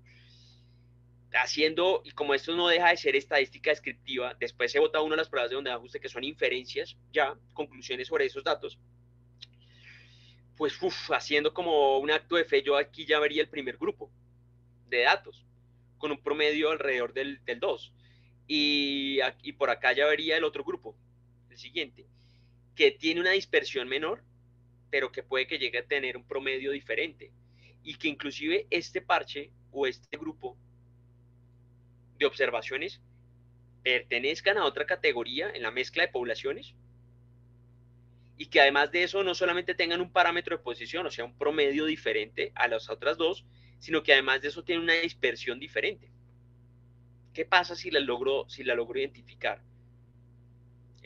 Gracias a la posición de cada uno de los datos respecto a todos los datos en este gráfico, podría entrar a definirlas y a separarlas para ver si puedo categorizarlas y ajustar muchísimo mejor una distribución de probabilidad o ajustar los datos a una distribución de probabilidad que, valga la redundancia, se ajuste muchísimo más que la que me pueda recomendar el software, determinado software para hacer simulación de eventos discretos.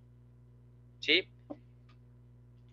Entonces, ya casi terminando para que ahora sí me puedan preguntar.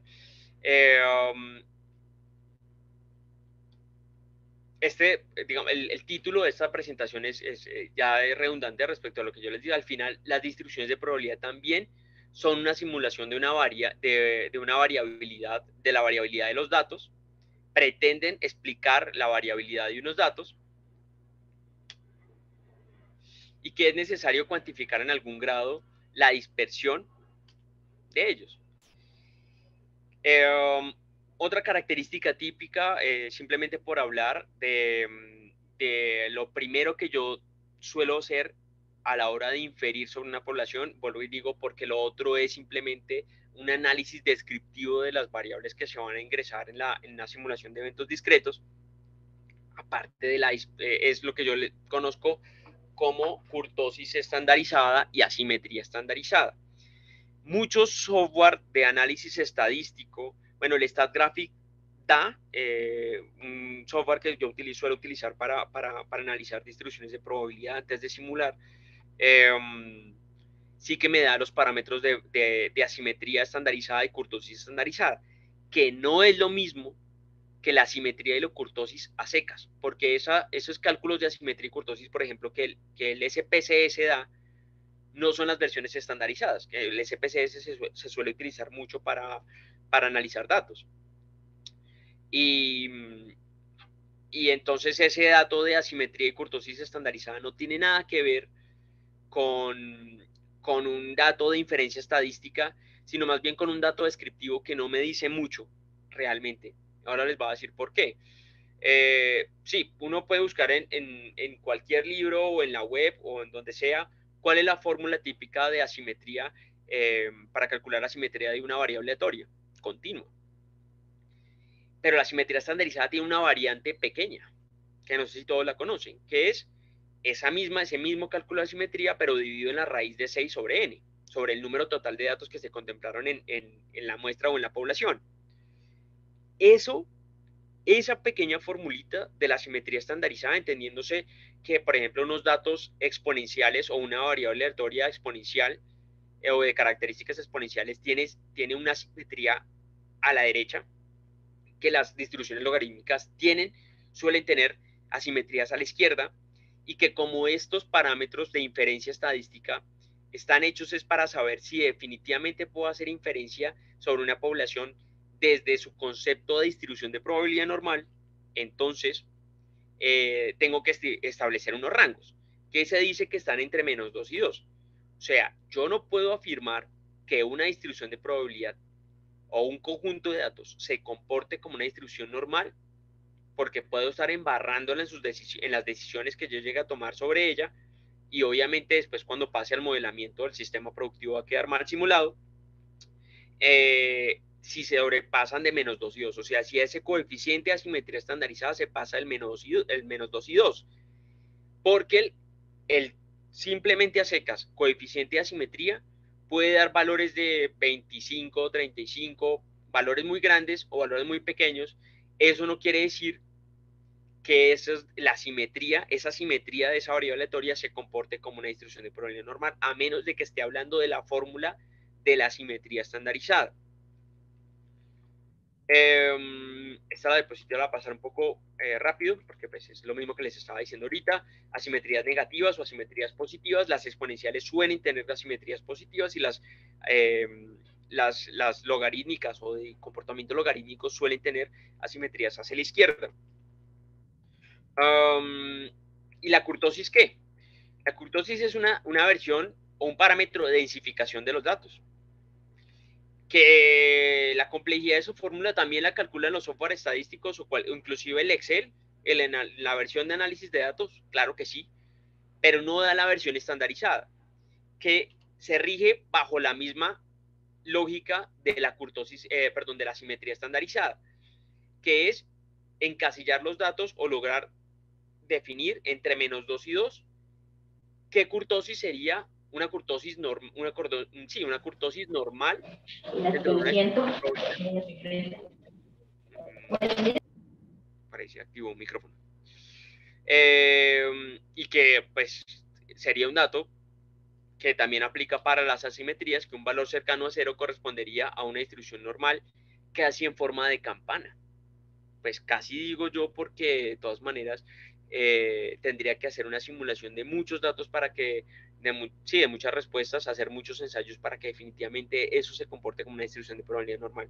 Pero en una simulación de eventos discreta, los datos de salida, vuelvo y digo, no hay garantía, y eso dependerá de las propiedades del sistema que yo esté simulando. No necesariamente tienen que ser datos normalizados.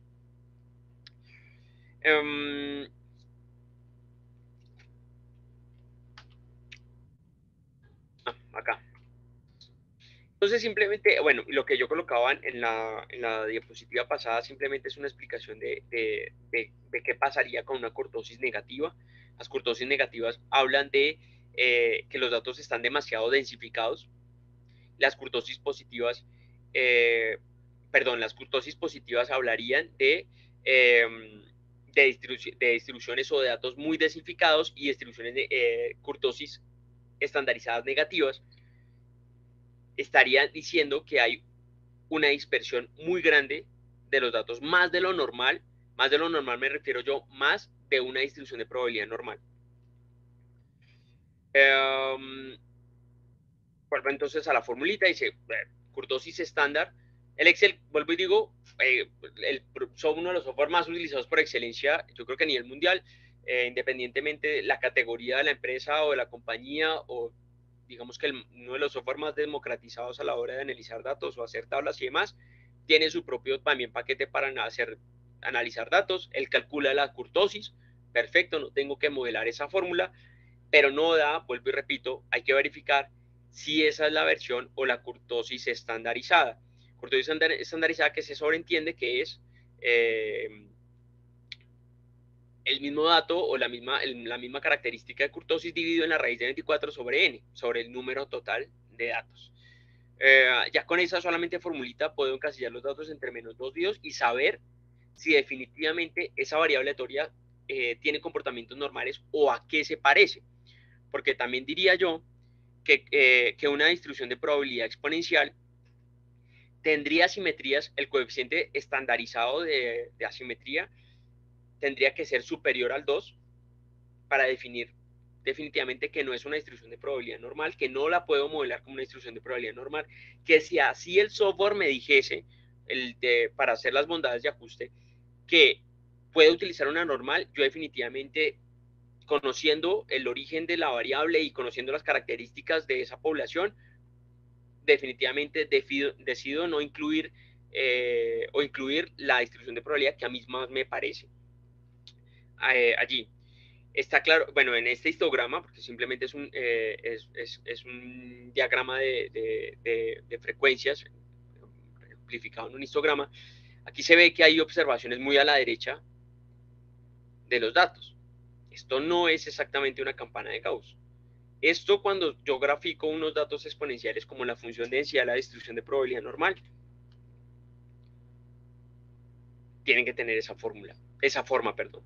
Y aquí coloco la imagen en inglés, pero se entiende que los últimos parámetros, que no son precisamente características estadísticas descriptivas como la mediana, el promedio, el número de datos, el mínimo, el máximo, el rango, etcétera. Puedo sacar aquí para gustos colores, la moda, etcétera. Los datos que me permiten hacer inferencias sobre esa población es los coeficientes estandarizados de asimetría y de kurtosis, que los marca en rojo. ¿Por qué? Porque 5.9 se sale del -2 y 2 no puedo hacer inferencia como si fuera una distribución de probabilidad normal sobre esos datos, y la kurtosis también se va. Una kurtosis, los datos exponenciales suelen también ser bastante puntiagudos, suelen tener demasiada altura en la distribución de unos datos con la función de densidad de la distribución de probabilidad normal, y eso ya me demarca que definitivamente esto en la prueba de onda de ajuste no me debería dar ni por el chiras que los datos se pueden ajustar a una distribución de probabilidad normal.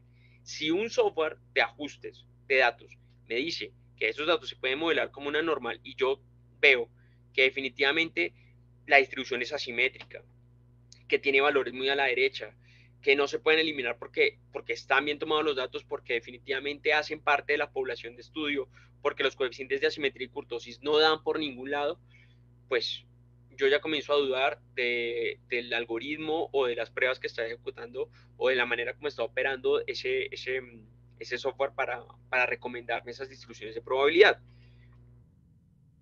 Esto seguramente sí se va a ajustar mucho más a una distribución de probabilidad normal. Fíjense simplemente aquí los estadísticos, 0,91 y menos 0,19, cercanos al 0, casi perfectos, pero enmarcados entre menos 2 y 2, que es lo que me interesa a mí si quiero de una vez hacer inferencia y decir, esos datos se comportan como una normal. Puedo hacer inclusive o puedo utilizar técnicas de inferencia estadística que se basan sus modelos matemáticos sobre las distribuciones de probabilidad normal para sacar conclusiones sobre esa población. O si no, bueno, ¿qué otra distribución podría utilizar?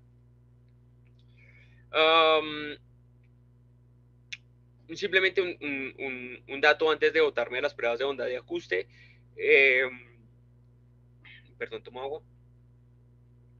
Si nos fijamos, los gráficos de cajas y bigotes que suelen también dar algunos software como el SPSS, el StatGraphic, el R, Python, etcétera, también me permite identificar observaciones anómalas y que inclusive si logro cruzar o logro categorizar esas variables aleatorias, puedo inclusive definir que puede ser posible que este dato que habla de peso entre géneros, entre chicas o hombres y mujeres, me esté dando cuenta que definitivamente este dato muy posiblemente no pertenece o alguien en la categorización la embarró y el dato no pertenece a las mujeres, sino pertenece realmente a los hombres, hace parte de esa población en general. Podría entrar a evaluar esas características. Ahora sí, y si utilizo las pruebas de onda de ajuste para identificar distribuciones eh, eh, que se puedan ajustar, ¿qué es lo que debo tener en cuenta allí? Entonces, eso simplemente también lo hablo desde mi experiencia, de lo que yo suelo utilizar o las mañas de las que me suelo valer para sacarle el máximo jugo a las pruebas de onda de ajuste, sin que las pruebas de onda de ajuste que me dé determinado software sea el que tome la decisión de cuáles son los datos que yo tengo que ingresar a la simulación. Por lo general, coloco aquí todos los software estadísticos utilizan las tres pruebas de onda de ajuste más famosas. Por lo general utilizan la prueba de Kolmogorov y la prueba de la chi cuadrado para ajustar distribuciones. Y ya, y listo. Y lo que me dé ella va a misa y se hace la simulación.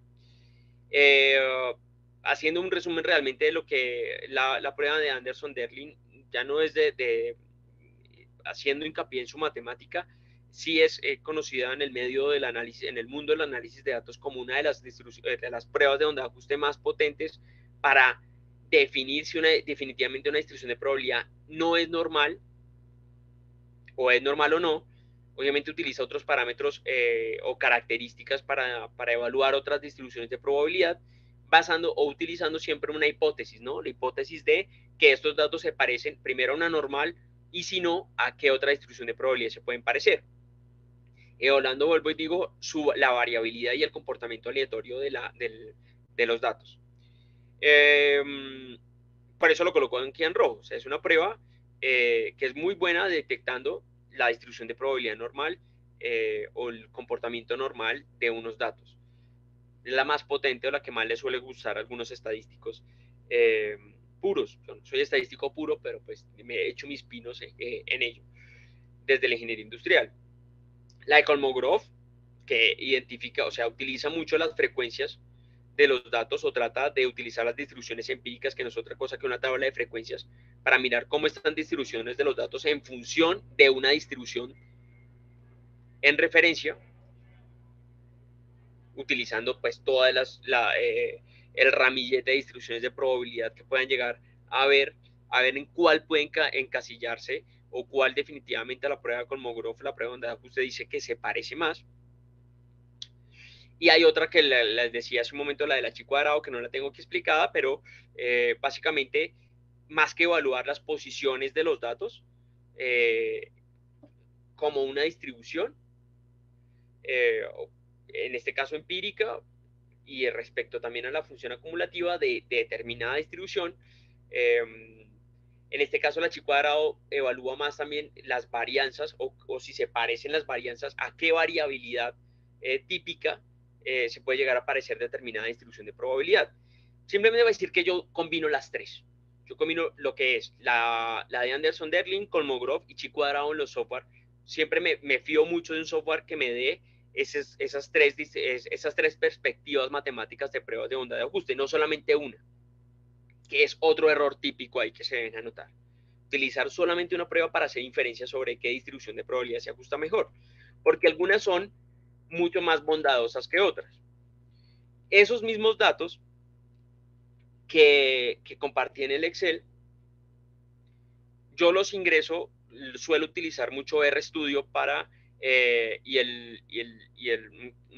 uno de los paquetes de análisis de datos o distribuciones de probabilidad que se llama el RRISC Fit, distribuciones continuas. Este sí le aclara a uno que simplemente es para distribuciones continuas, aunque como él no sabe cuál es el origen de la variable, yo aquí le enchufé una distribución de probabilidad discreta, X1.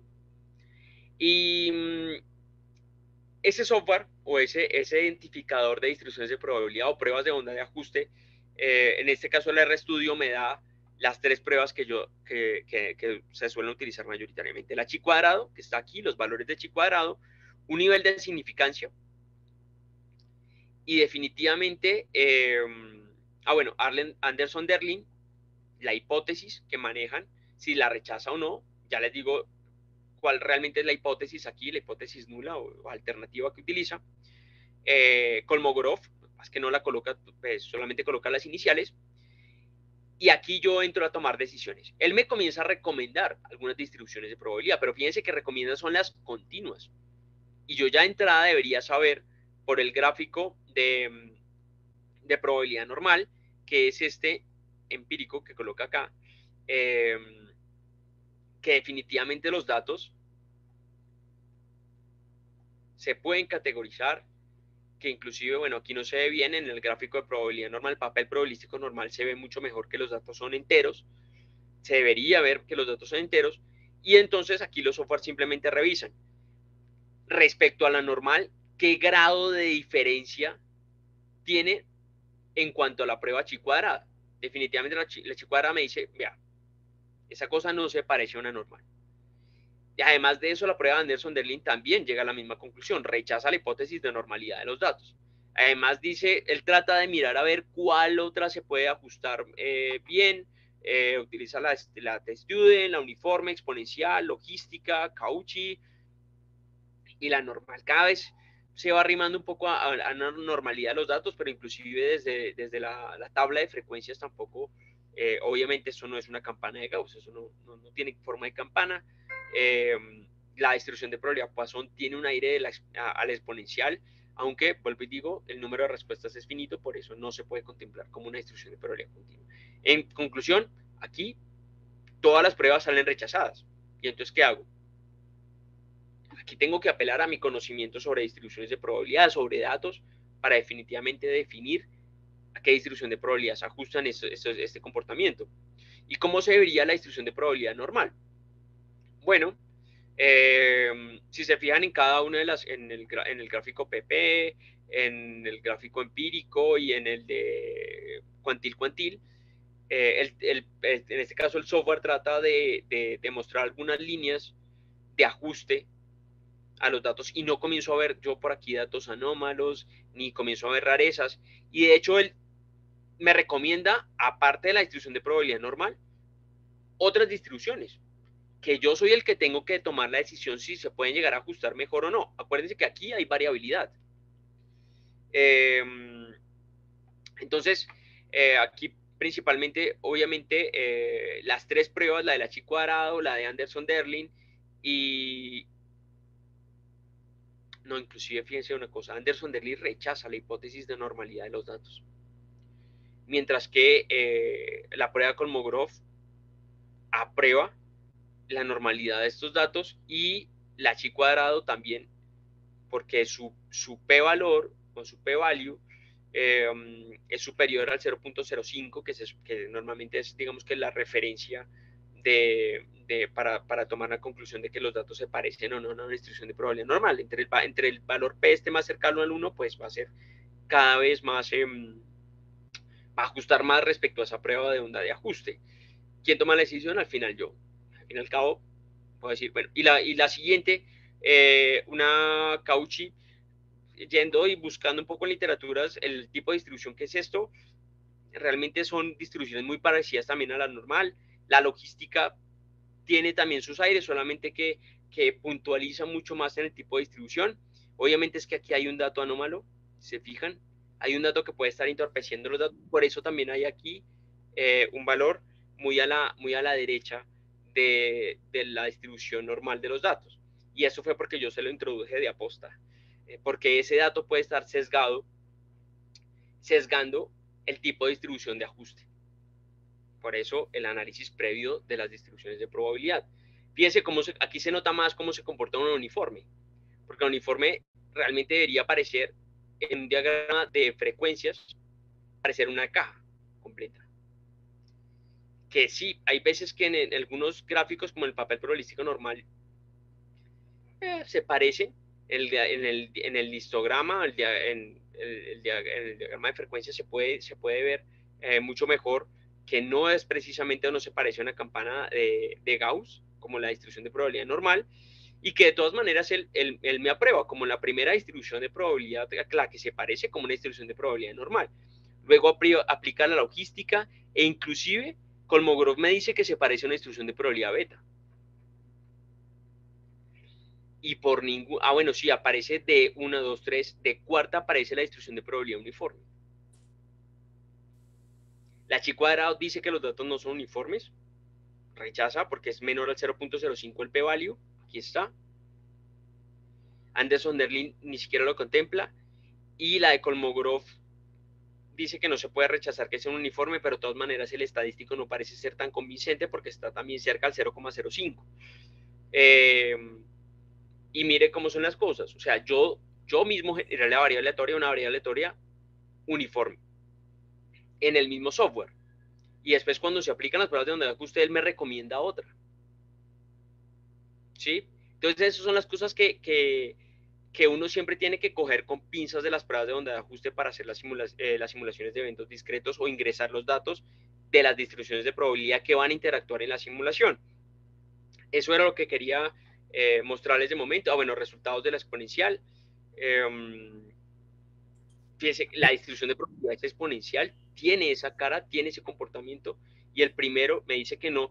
La de Kolmogorov, de entrada dice que se pueden modelar como unos datos normales. A mí me parece que la prueba de onda de ajuste de Kolmogorov es bastante benévola y termina ajustando prácticamente todo. Hay unas que se ajustan más que otras, pero es muy pasiva en eso. Javier. En cambio, la de Anderson del es que no se puede rechazar. Yo creo que ya podemos cortar aquí, ya realmente ya esto Sí, sería lo último. eso te iba a comentar. Nada más. No sé si Bueno, tienen alguna pregunta en particular, ya quedó en manos de Andrés. Javier, muchas gracias por tu presentación. Yo, pues, digamos que traté como de parar ahí para alcanzar a dar 5 minuticos. A la sección de La sección preguntas. se corta a las 4, entonces, pues, como no perder Sí. esta oportunidad. No sé si alguien tiene alguna pregunta. Por acá habían dejado una en el chat, pero la persona que la dejó, pues creo que no está. No sé si los que están ¿Cómo se aquí. explican las variables? ¿Es algo cuantificable? Preguntan ahí en el chat. Sí, Eh, no, definitivamente digamos que la forma de identificar distribuciones de probabilidad o variables desde un punto de vista cuantificable es aplicando las pruebas de bondad de ajuste. Y hay una regla ahí, o sea, todo lo que dé un p-value diferente, o evaluando, por ejemplo, una distribución de probabilidad normal respecto al conjunto, a un conjunto de datos. Si la prueba de ajuste da un nivel de significancia inferior al 0.05, o sea, un p-value inferior al 0.005, se debe rechazar la hipótesis de que esos datos se comportan como una distribución de probabilidad normal. Entonces ahí sí pasaría a las siguientes.